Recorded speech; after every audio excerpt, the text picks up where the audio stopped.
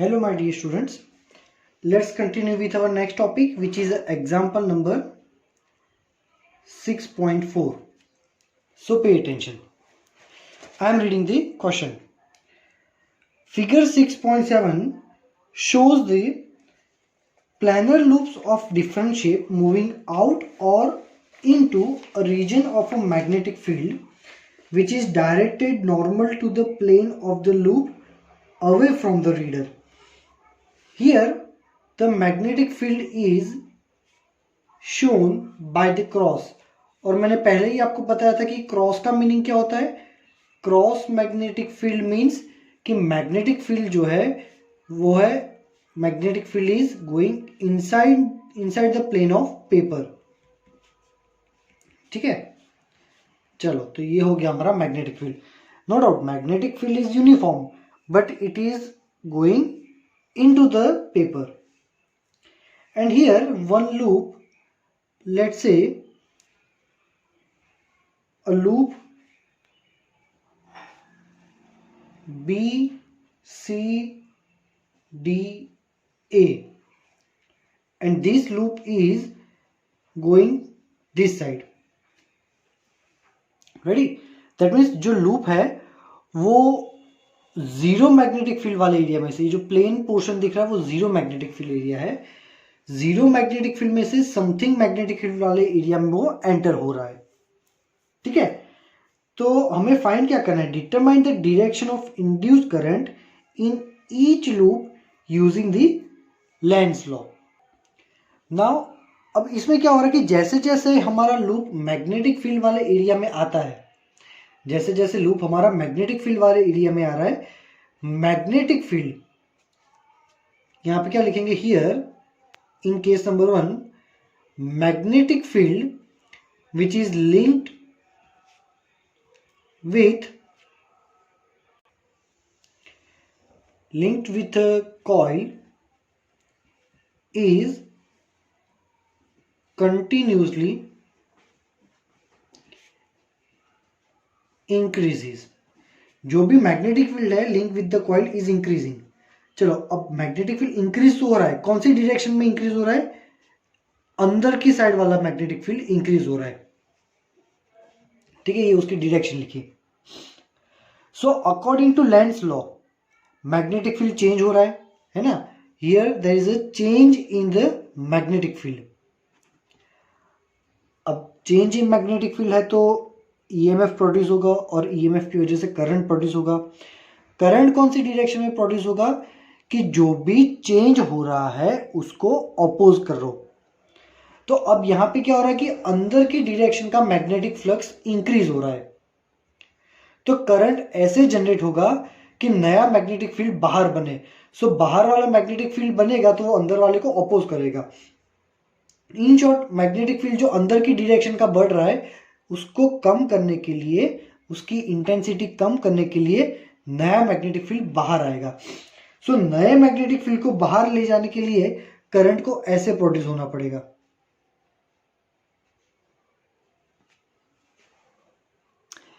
कैसे पता चला, अब ये वायर है. ठीक है, अब ये वायर के लिए थंब यहां पे रखो. ये this arrow represents the direction of current. तो करंट के लिए थंब, तो मैग्नेटिक फील्ड कहाँ आएगा, ऊपर. तो ये करंट से मैग्नेटिक फील्ड ऊपर आएगा, ये करंट से भी मैग्नेटिक फील्ड यहां से नीचे लेकिन बीच में से आएगा ऊपर. हर तरह से अगर तुम थंब रूल यूज करोगे तो आपका मैग्नेटिक फील्ड जो है वो अपवर्ड आएगा. So here induced current is in the direction of loop B C D A B. ये डायरेक्शन में हमारा इंड्यूस्ड करंट जाएगा. यह है केस नंबर 1 की बात करते हैं. अब हम करेंगे केस नंबर 2. तो केस नंबर 2 में एक ऐसा डायग्राम दिया हुआ है. ठीक है, तो यहां पे भी एक ट्रायंगल एरिया है और ये जो ट्रायंगल एरिया है it is going from magnetic field to non magnetic field area, है ना. क्रॉस वाले एरिया में मतलब मैग्नेटिक फील्ड वाले एरिया में है, वहां से वो जाएगा नॉन मैग्नेटिक फील्ड वाले एरिया में. चलो तो इसका नाम ले लेते हैं ABC।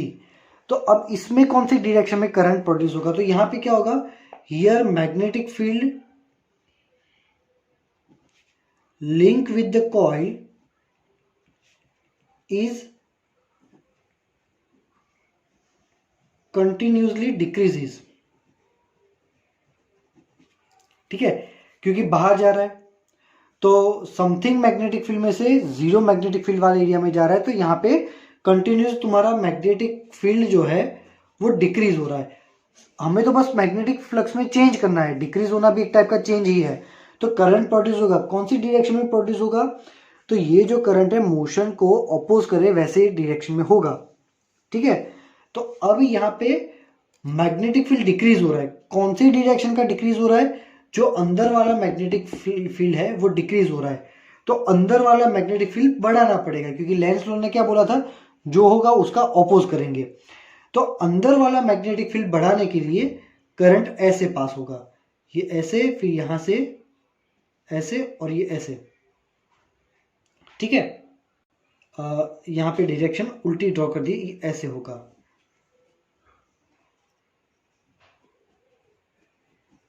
ठीक है, तो अब ये BC लाइन देख लो, तो ये तुम्हारा करंट है, तो थंब का ये फिंगर्स कहाँ जा रही है, अंदर, तो मैग्नेटिक फील्ड अंदर जा रहा है। तो हमने बोला था we have to increase the magnetic field of inside. So current जो होगा वो CBAC, ये लूप में करंट जाएगा। अब 3, चलो थर्ड नंबर कैसा है, थर्ड नंबर में कुछ इरेगुलर शेप का हमें यहाँ पे लूप दिया हुआ है, और लूप जो है वो ऐसे बाहर जा रहा है। नाम दे देते लूप का DABC।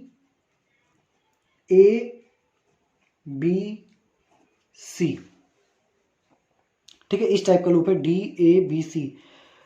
तो यहां पे क्या होगा, यहां पे तुम्हारा मैग्नेटिक फील्ड जो है कंटिन्यूसली डिक्रीज हो रहा है। कौन सी डायरेक्शन का डिक्रीज हो रहा है, अंदर वाला मैग्नेटिक फील्ड डिक्रीज हो रहा है, तो अंदर वाला मैग्नेटिक फील्ड बढ़ाना पड़ेगा। तो उसके लिए करंट जो है वो इस डायरेक्शन में फ्लो होगा, current will flow in this direction. कैसे पता चला, तो ये तुम्हारा करंट है, तो मैग्नेटिक फील्ड अंदर जाएगा, हमें यही तो करना था, अंदर वाला मैग्नेटिक फील्ड इंक्रीज करना था। सो केस नंबर 3 में इंड्यूस करंट जो है वो DABC ऐसे गोल गोल घूमेगा, तो DABC। ठीक है, तो ये हो गए हमारे सारे आंसर्स। अब हम देखेंगे नेक्स्ट हमारा एग्जाम्पल नंबर 6.5। चलो क्या लिखा है इसमें, I am reading the question. A closed loop is held stationary in the magnetic field between the north and south poles of two permanent magnets which are held fixed।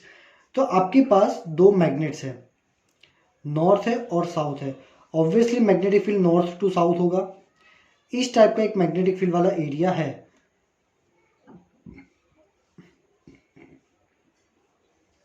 क्या लिखा है, a close loop is held stationary in the magnetic field, इसमें एक close loop है।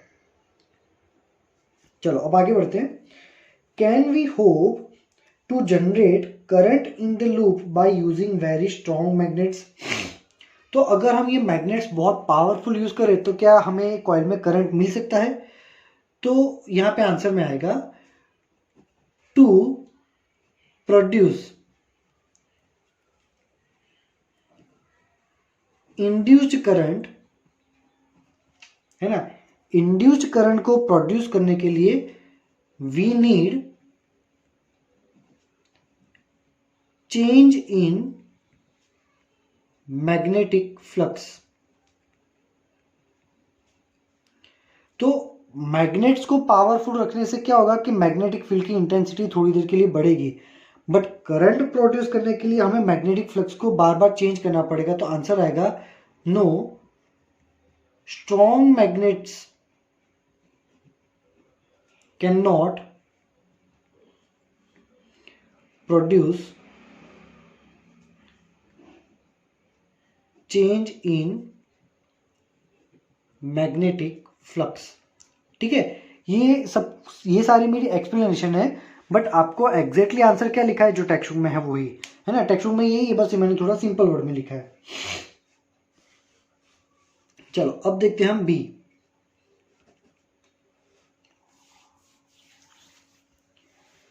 A closed loop moves normal to the constant electric field between the plates of a large capacitor. So you are having a very large capacitor, positive plates and negative plates. So here electric field is lying in this region. अब यहाँ क्या बोले, close loop moves normal to the constant electric field between the plates of a large capacitor is a current induced in the loop. Case number 1, when it is wholly inside the region between the capacitor plate. अगर ये plate पूरी plate के बीच में यहाँ पे अगर ring है तो क्या इसमें से EMF प्रोड्यूस होगा। दूसरा पूछे when it is partially outside the plate of the capacitor. यहाँ पे लिखा है electric field is normal to the plane of loop, वो तो हमने किया है कि इलेक्ट्रिक फील्ड को हमने नॉर्मली ड्रॉ किया है। सेकेंड केस में ये बोला कि आधा लूप अंदर है आधा लूप बाहर है, तो क्या दोनों केस में इंड्यूस करंट प्रोड्यूस होगा या नहीं होगा। तो यहाँ आंसर क्या आएगा कि to produce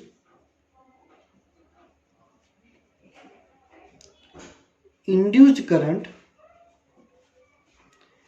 we need a change in magnetic flux. Magnetic flux में चेंज चाहिए, बट यहाँ पे नो डाउट आप अगर रिंग को अंदर ले जा रहे हो, कैपेसिटर के अंदर डाल रहे हो, ऐसे रिंग को क्या कर रहे हो कैपेसिटर के अंदर डाल रहे हो, तो उससे फ्लक्स चेंज होगा, बट मैग्नेटिक नहीं, क्योंकि कैपेसिटर की दो प्लेट के बीच में इलेक्ट्रिक फील्ड होता है। तो यहाँ पे चेंज हो रहा है किसका, इलेक्ट्रिक फ्लक्स का चेंज हो रहा है ना। यहाँ पे फ्लक्स में जो चेंज है वो इलेक्ट्रिक फ्लक्स में चेंज है, और इलेक्ट्रिक फ्लक्स चेंज कभी भी मैग्नेटिक इंड्यूस करंट प्रोड्यूस नहीं कर सकता। तो ये केस में इंड्यूस करंट प्रोड्यूस नहीं होगा, है ना, क्योंकि इंड्यूस्ड करंट के लिए हमें चाहिए चेंज इन मैग्नेटिक फील्ड, है ना, जबकि यहाँ पे चेंज इन मैग्नेटिक फ्लक्स चाहिए, बट यहाँ पे चेंज इन फ्लक्स जो है वो इलेक्ट्रिक फील्ड का है, और इलेक्ट्रिक फील्ड का फ्लक्स चेंज होने से कभी भी आपको इंड्यूस करंट नहीं मिलेगा। चलो अब हम देखते हैं इसका पोर्शन नंबर सी।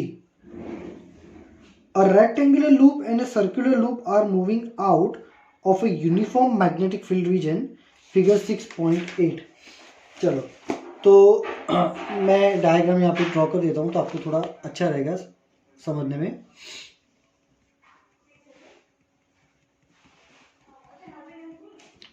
इस टाइप के मैग्नेटिक फील्ड्स है,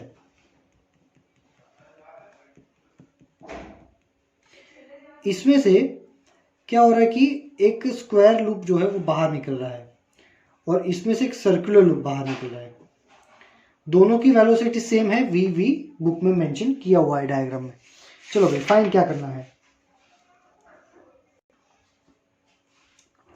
In which loop do you expect the induced EMF to be constant during the passage out of the field region?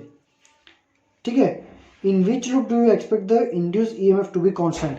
कौन से केस में तुम्हारा EMF कांस्टेंट हो जाएगा। ठीक है, तो अब देखो इसमें ये वाले केस में क्या होगा, मान लो कि रिंग जो है वो यहाँ पे पहुंच गई और उसके बाद वो आएगी ऐसे बाहर। ठीक है, तो यहां पे क्या होगा कि एक बार जब पोर्शन बाहर निकलेगा ना, तो उसके बाद कुछ डिस्टेंस तक हमारा ये एरिया है ना वो सेम रहेगा। तो बाहर निकल रहा है मैग्नेट, ये जो एरिया है वो बाहर निकल रहा है, तो उससे फ्लक्स में चेंज होगा, पर ये फ्लक्स का चेंज कैसा है, एकदम यूनिफॉर्म रेट से फ्लक्स चेंज हो रहा है, क्योंकि यहाँ पे तो आपका कोई एरिया चेंज ही नहीं हो रहा। फ्लक्स कब चेंज होगा कि फ्लक्स होता है बी ए कॉस थीटा, ना तुम मैग्नेटिक फील्ड चेंज कर रहे हो, ना तुम दोनों के बीच का एंगल चेंज कर रहे हो, और एरिया भी यहाँ पे चेंज नहीं हो रहा है। जैसे जैसे बाहर निकलेगा ये जो विड्थ है वो तो हमारी सेम रहेगी, तो पहले केस में मैग्नेटिक फील्ड वो जो फ्लक्स है वो कांस्टेंट रहेगा, बट यहाँ पे क्या होगा, ये इस टाइप में देखो, पहले इतना पोर्शन बाहर आएगा, फिर ज़्यादा पोर्शन आएगा, फिर और ज़्यादा पोर्शन आएगा, फिर ये पोर्शन कम हो रहा है, मतलब यहाँ पे एरिया जो है वो बार बार चेंज हो रहा है। तो ये केस में हमें फ्लक्स मिलेगा, मतलब यहाँ पे नहीं मिलेगा। ठीक है, चलो, दैट मीन्स ये केस में इंड्यूस ईएमएफ नहीं मिलेगा, ये केस में हमें इंड्यूस ईएमएफ मिलेगा। चलो, लास्ट है हमारा डी वाला आंसर। ठीक है, चलो, तो डी में क्या है कि ये एन वाली प्लेट को यहां अंदर ले जा रहे हैं और एस वाली प्लेट को यहां से अंदर ले जा रहे हैं। तो क्वेश्चन में ये पूछा है कि predict the polarity of the capacitor in the situation describe by figure. तो ये जो डायग्राम है उसमें कैपेसिटर में ए और बी की पोलैरिटी क्या होगी, मतलब पॉजिटिव कौन सा रहेगा और नेगेटिव कौन सा रहेगा। अब हमें पता है कि एन अंदर जा रहा है, तो Lenz, according to Lenz law क्या होगा कि जो भी है उसका ऑपोज करो। तो एन अंदर जा रहा है तो उसका ऑपोज करने के लिए यहां पे ये वाली साइड भी क्या बन जाएगी, एन। ठीक है, अब एस अंदर जा रहा है तो उसको ऑपोज करने के लिए क्या होगा कि भाई एस अंदर जा रहा है तो उसको ऑपोज करने के लिए ये वाली साइड क्या बन जाएगी, एस। ठीक है, तो क्या होगा कि रिपल्शन की वजह से ये दूर जाएंगे, तो ये वाला पोर्शन जो है वो एन बनेगा और ये वाला पोर्शन जो है वो एस बनेगा।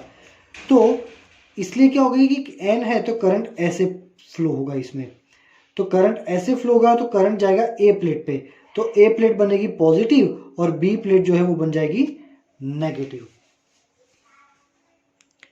ठीक है, तो आई होप कि आपको यहां तक ये न्यूमेरिकल में समझ में आ रहा होगा। ठीक है, अब आगे हम बढ़ते हैं another important theory, motional electromotive force.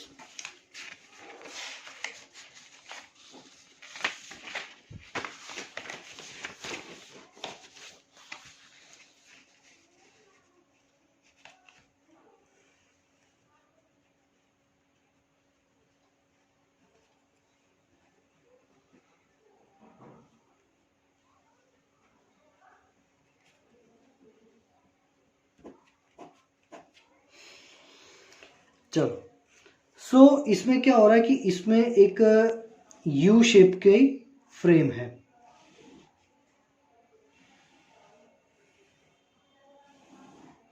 क्या है, यू शेप की एक फ्रेम है। ठीक है, और ये पूरा सिस्टम है एक यूनिफॉर्म मैग्नेटिक फील्ड में।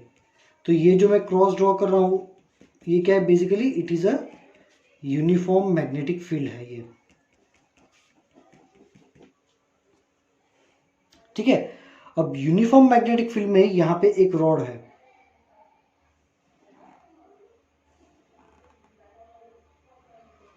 ठीक है, यहां पे क्या है, एक रॉड। अब ये रॉड का नाम हमने दिया है पी क्यू। क्या किया हमने, यहां पे एक रॉड का नाम दिया है पी क्यू। तो अभी देखो, अभी हमारा टोटल एरिया स्क्वायर बन गया, ये देखो यहाँ पे स्क्वायर बना ना, दैट मीन्स जो भी मैग्नेटिक फील्ड लिंक है ना वो अभी इतने सारे एरिया में मैग्नेटिक फील्ड लिंक है, इतने एरिया में। बट हम क्या कर रहे हैं यहाँ पे, अब इसको v जितनी वेलोसिटी से मोशन करवा रहे हैं। तो क्या होगा कि अब ये रॉड को धीरे धीरे यहाँ पे लाएंगे तो आपका जो स्क्वायर है वो स्क्वायर का साइज कम होता जाएगा। दैट मीन्स आपके स्क्वायर के साथ जो भी मैग्नेटिक फील्ड लिंक है वो मैग्नेटिक फील्ड डिक्रीज हो रहा है क्योंकि आपका एरिया कम हो रहा है। सो यहाँ पे हमें क्या मिला, चेंज इन मैग्नेटिक फ्लक्स मिला। अब चेंज इन मैग्नेटिक फ्लक्स है तो ऑब्वियसली यहाँ पे ईएमएफ प्रोड्यूस होगा, है ना। मान लो कि ये जो डिस्टेंस है ये पूरा डिस्टेंस है x, ठीक है, और ये जो डिस्टेंस है वो पूरा डिस्टेंस कितना है l। तो पहले देखो कि फ्लक्स कितना होगा, तो फ्लक्स होगा flux phi equal to B L X, ये हो गया हमारा फ्लक्स। अब अकॉर्डिंग टू थियोरी पोर्शन जो प्रीवियसली पढ़े थे कि E is equal to minus d phi by D t. अगर फ्लक्स में चेंज हो रहा है तो ईएमएफ प्रोड्यूस होगा। और यहाँ पे नेगेटिव साइन क्या दिखाती है, लेंस लॉ इज प्रेजेंट। ठीक है, so E is equal to minus d by d t, और फाई की जगह पे डाल दो बी एल एक्स। तो क्या होगा, E is equal to minus B L और D x by D T करो। ठीक है, बी एल को बाहर ले लो और D x by D T करो। अब d x by D t करोगे तो d x by D t क्या हो गया, वेलोसिटी v। तो E is equal to minus B L V, which is a extremely important theory, extremely important formula, theory also. ठीक है, तो यहाँ पे अगर न्यूमेरिकल्स करने हैं ये फॉर्मूला के यूज करके, तो आपको माइनस साइन नेगलेक्ट करनी है। टेक्स्ट बुक में जो है वो यहाँ पे वेलोसिटी को dx बाई डी टी जो हमने v लिया है ना, उन्होंने डायरेक्टली लिया है माइनस v। क्यों वेलोसिटी को माइनस लिया है, तो लेंस लॉ क्या बोलता है कि जो मोशन हो रहा है उसी का ऑपोज होगा, इसलिए ऑपोज हो रहा है, इसलिए dx बाई डी टी को हमने लिखा है माइनस। ये माइनस माइनस यहाँ पे हो जाएगा प्लस। ठीक है, now we have produced the EMF, we have produced EMF by using the velocity, velocity को यूज करके हमने EMF प्रोड्यूस किया है। इसीलिए इस टाइप के EMF को बोलते हैं मोशनल EMF। क्या बोलेंगे इस टाइप के EMF को, मोशनल EMF बोलेंगे। तो आपकी बुक में ये जो थ्योरी है यहां से स्टार्ट हो रही है, कहां तक लिखना है आपको, यहां तक, ये जो सर्किट तक लिखा है ना वो यहां तक। अगर आपको कोई ये पूछे कि derive the formula of motional EMF, ठीक है, बाय यूजिंग द रॉड, तो आपको ये वाली थियरी लिखनी है जो ये मैंने पढ़ा है ना, यहां से लेके ये और यहां तक का लिखना है आपको। बट अगर आपको पूछे कि derive the formula of motional EMF by using Lawrence force, ठीक है, लॉरेंस फोर्स का यूज करके आपको मोशनल ईएमएफ का फॉर्मूला फाइंड करना है, ऐसा पूछता है, तो आपको यहां से लेके यहां तक लिखना है। ठीक है, यहां से लेके यहां तक। तो अब ये थ्योरी देखते हैं। देखो अब इसमें क्या होगा कि मान लो कि भाई करंट तो प्रोड्यूस हो रहा है, मान लो कि करंट ऐसे प्रोड्यूस हो रहा है, ठीक है, ऐसे हमारा करंट प्रोड्यूस हो रहा है। अब करंट कब प्रोड्यूस होता है, ऑब्वियसली कि सर्किट में जब भी कभी बैटरी लगती है तो ही करंट प्रोड्यूस होता है। तो ये जो पूरी सर्किट है, ये सर्किट में करंट प्रोड्यूस हुआ, मतलब ये सर्किट में कहीं बैटरी भी होगी, है ना। अब वो बैटरी कैसे फाइंड कर सकते हैं, तो बैटरी को फाइंड करने के लिए हम देखेंगे लॉरेंस फोर्स। ठीक है, तो हमने क्या देखा था कि भाई जो भी रॉड है, ये पीक्यू रॉड है, ये पीक्यू रॉड में क्या होगा, यहां पे मैं पीक्यू रॉड अलग से ड्रॉ कर रहा हूं। तो पीक्यू रॉड में पॉजिटिव चार्जेस भी होंगे, नेगेटिव चार्जेस भी होंगे, है ना। अब रॉड अगर ट्रैवल कर रहा है v वेलोसिटी से, तो उसके अंदर जो भी चार्ज पार्टिकल्स है पॉजिटिव और नेगेटिव, वो भी साथ में ट्रैवल करेंगे। ठीक है, that means what can we say, charge particle whether it is positive और नेगेटिव, हमें उससे अभी कोई लेना देना नहीं है, बट जो भी चार्ज पार्टिकल है they are moving with a velocity v with perpendicular to the magnetic field. तो लॉरेंस फोर्स में हमने फॉर्मूला देखा था कि F is equal to Q into V cross P। ठीक है, when the charge particle is moving in a magnetic field, तो उस पर यह फॉर्मूला यूज होता है, F is equal to QVB। ठीक है, तो इसमें क्या होगा कि अब फोर्स लग रहा है चार्ज पार्टिकल्स पे, तो पॉजिटिव चार्ज जितने भी है वो सारे एक साइड आ जाएंगे, P साइड, और नेगेटिव सारे आ जाएंगे Q की साइड। मतलब यहाँ पे सारे पॉजिटिव हो जाएंगे, यहाँ पे सारे नेगेटिव हो जाएंगे। ठीक है, तो ये पॉजिटिव में से करंट निकलेगा और नेगेटिव में जाएगा। दैट मीन्स ये रॉड जो है वो चलती फिरती बैटरी हो जाएगी आपके लिए, है ना। चलो, तो अब हमने क्या किया, सारे चार्ज पार्टिकल्स को यहां पे ला दिया। अब मान लो कि एक नेगेटिव चार्ज पार्टिकल पहले से यहाँ था, अब उसको धक्का मारते मारते मारते यहाँ पे लाना है, ठीक है, क्योंकि चार्ज पार्टिकल्स डिवाइड हो गए ना, तो नेगेटिव यहाँ आ गए, पॉजिटिव यहाँ आ गए। मान लो एक नेगेटिव को यहाँ से यहाँ ले जाते हैं, तो उसके लिए कितना वर्क करना पड़ेगा, W is equal to F into D. अब P से Q में लाना है तो डिस्टेंस कितना मिलेगा आपको, L, है ना, डिस्टेंस आपको मिलेगा L। So W is equal to F into L. So W F की जगह पे आएगा QVB, तो QVB इंटू L, ठीक है, ये हो गया हमारा वर्क डन का फॉर्मूला।